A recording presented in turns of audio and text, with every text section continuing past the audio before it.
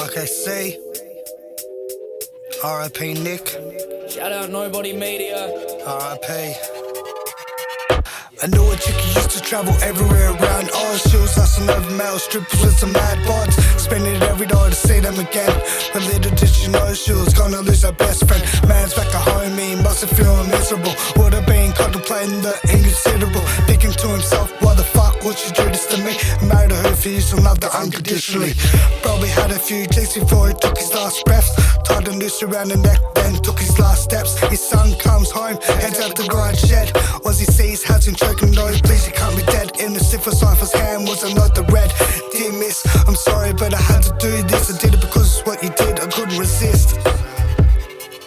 You never really recognise how the things you do affect people. You think you're doing you, but you're truly evil. You never recognise how the things you do affect people. You think you're doing you, but they're truly evil. You never recognise how the things you do affect people. You think you're doing you, but they're truly evil. You never really recognise how the things you do affect people. Yeah, they affect people. Ken and Sally met in high school, they were always lovey-dovey. You never really minded Sally was a bit tubby. She loved Ken even though he was a bit slow. She didn't care, she knew that from the get-go.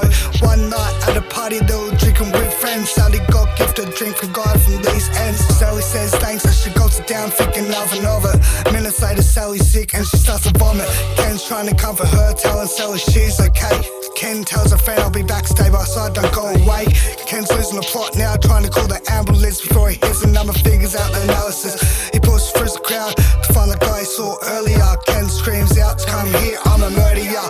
Sticks the shit in his gut, drags it down and spills them. That's what you get for giving my Sally pills, man. You never really recognise how the things you do affect people. You think you're doing you, but you're truly evil. You never really recognise how the things you do affect people.